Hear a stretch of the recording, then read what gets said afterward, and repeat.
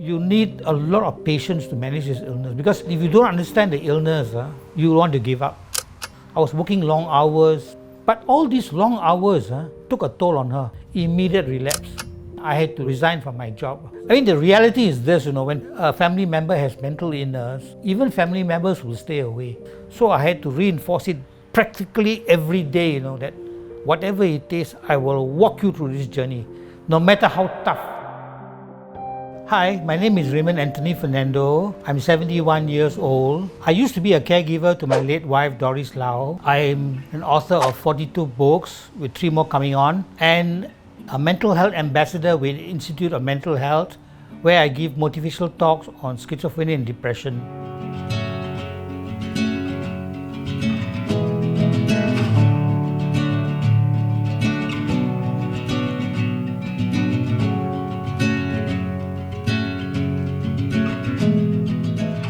At the time, Her World magazine had pen pals, you can write to them. So I was kind of struck by her picture. So after a few correspondence, we met. I still remember this old satay club. We clicked very well. Subsequently, we went out a few times. We kept in touch. I found her to be a very caring person.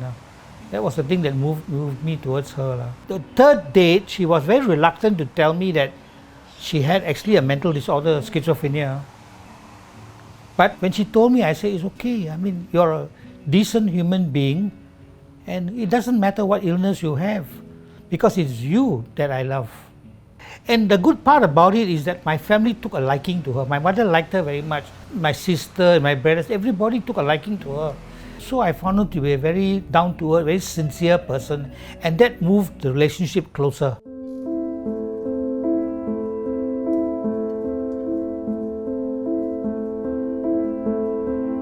You need a lot of patience to manage this illness, because she becomes totally disorientated, and if you don't understand the illness, you want to give up. So it was more of a question of them worrying whether or not I will leave her after marriage. I had to balance work life and family life. I was doing public relations, I was working long hours, but all these long hours took a toll on her. She felt lonely, she felt isolated, she felt neglected. And in the end, she kept relapsing.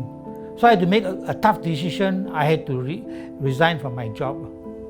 I mean, the reality is this, when a family member has mental illness, even family members will stay away. We have been isolated for quite a long time, in fact, almost all our lives.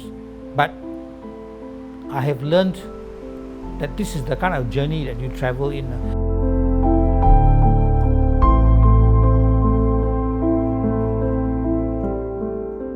I took a bottle of metallic spirit and I took 20 sleeping tablets.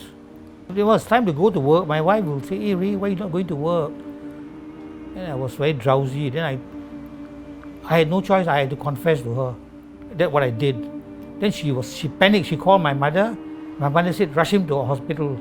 They told me, "You came just in time. Had you come a little bit later, you would have died." And my wife was so devastated. I still remember the police sergeant. They were very sympathetic and they just squashed the case. But my wife had to stay by my side because it's a suicide. And she saw the bed full of charcoal and was vomiting and all that. Immediate relapse. It was a real wake-up call for me. I remember what the surgeon who saved me in NUH told me. He told me this, "Mr. Fernando, whatever it is, there's always a way out. Don't do this again. Seek help."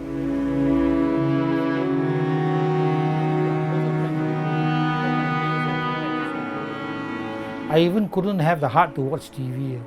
Just lost interest in everything. Whether I wanted to contemplate suicide again, it did cross my mind, but at the back of my mind, I realized what I did was wrong. So that was the thing that deterred me from taking that route again.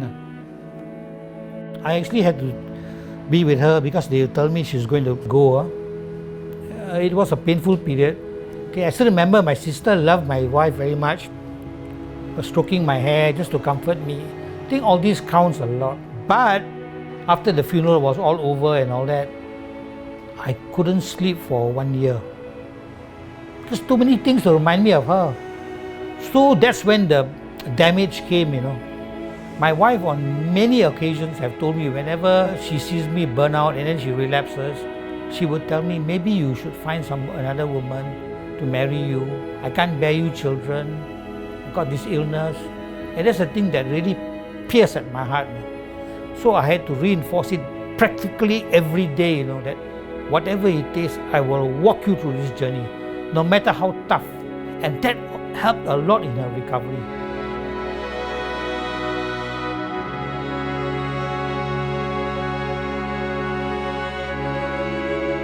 Except that mental illness will be part of an increasing urban lifestyle. The tail end of it all is the power of love. Love binds people together. If schizophrenia is part of your life, then it surely must be part of my life. I don't necessarily like what the illness does to you, Doris, but it is you that I love. And that will always be the motivating, guiding force of my life. And if I have to live my life all over again, I will still choose you, Doris, and no other.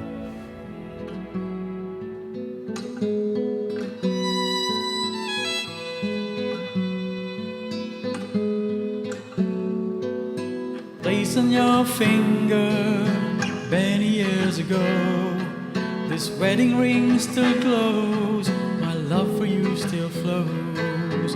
If I have to live my life over again, I will still choose you to be my bride. You bring me so much sunshine with a love that's so divine. I will always love you till the end.